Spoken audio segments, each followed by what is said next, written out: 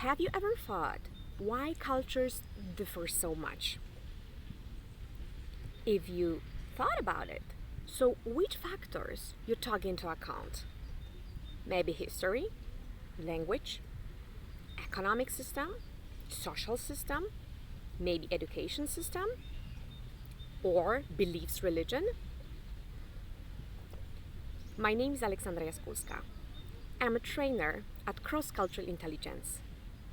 Today, I will talk about factors which have impact on this, how culture looks like. So let me ask you again, have you ever thought why cultures differ so much? I want to focus on 8 different factors which have influence on this, that cultures differ so much. The first one is definitely history. Once you want to get to know the culture and the business culture of your partner, it's always good to have a glimpse at the history of the country he or she represents. Sometimes you need to go a few centuries back, but sometimes only half a century is more than enough. I will give you an example of Poland, my homeland. So while you're doing business with people from Poland, you need to know that Poland disappeared from map of the world in the end 18th century. Then Polish people struggled for 123 years to get independence.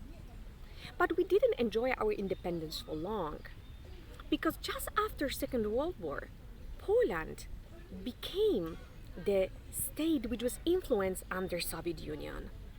And only 8 of 80s, beginning of 90s, because of political and economic transformation, we got our full independence again.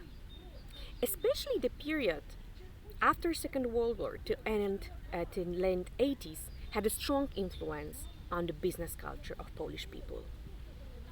The other factor you need to take into account is definitely language.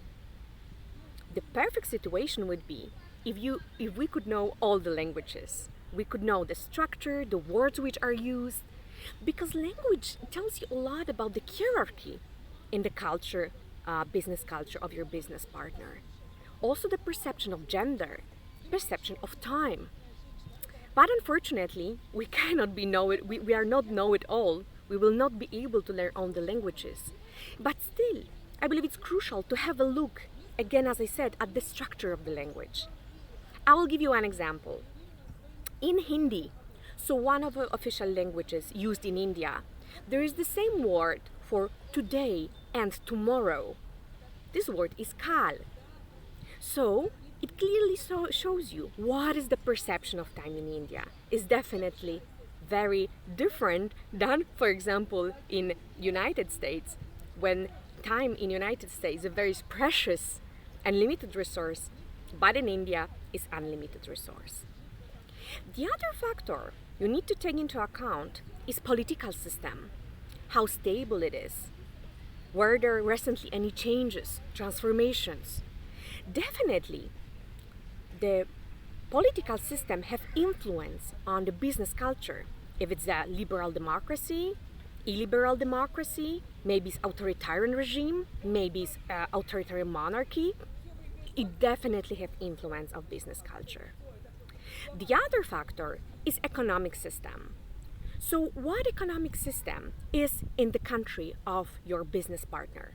Is it capitalism, quasi-capitalism? Or maybe the economy is strictly controlled by the government? The next factor you cannot forget about is a social system. What I mean by this?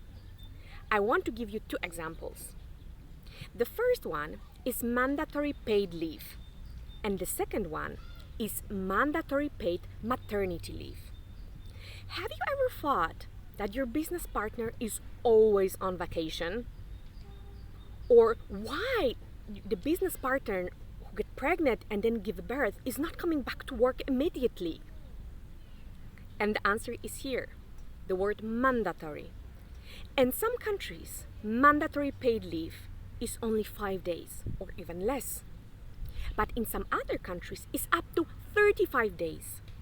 It means that your business partner needs to go on leave. Otherwise, it's against the law and his employee can be punished. It's the same with maternity leave. For example, in Poland, mandatory maternity leave is longer than in most of the countries in the world. It is 6 months up to 1 year.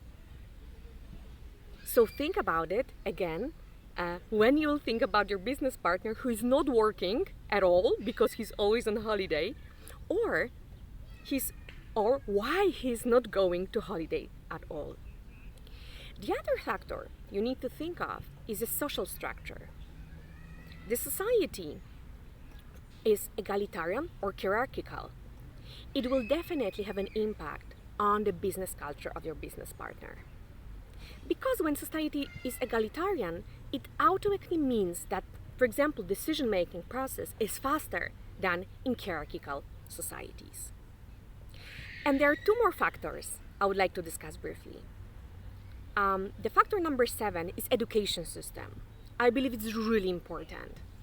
This is the way how it is created, how we are learning what we should study, how we can express ourselves, have a huge influence on this, how we act when we are adults. In some countries, students or pupils, since even in the kindergarten, they're always encouraged to speak up, to present their ideas. But in other countries, they are not encouraged to do so. It's rather sit calmly, listen to those who knows better than you. And the last but not least, beliefs and religion. It also have an influence on this, how the business culture looks like. And remember, the religion and beliefs, it's not only about number of holidays each country has, but also about attitude to work. But remember, the world is changing, and it's changing really fast. So also the culture evaluate. It is true especially when we think about countries which went recently through transformation, political, economical, or social. But there is one more thing you need to know. And let me ask you this question. How much you know about your own culture? Would you be able to use the 8 factors I presented a moment ago and describe your own culture? If not, please start with this and later use the same methodology to get to know the business culture of your partner. And as I said that the world is changing really fast, I want to tell you about one case study. The products produced in Japan and China. I believe for most of us, when we think about Japanese product, we think about really high quality. But it was very different in the 1950s. They had low quality. And they were not really competitive. But it's changed. Now we can think about China. China used to produce low quality goods. And most of the people still believe that this is true, but definitely not. Chinese products are very competitive, and their quality is sometimes better than the Japanese, US, or Western European products. So, I would like to ask this question again. Why cultures differ so much? I hope I managed to convince you that you can have a bunch of factors, analyze them, and understand why they differ, and also understands the specific of the chosen business culture.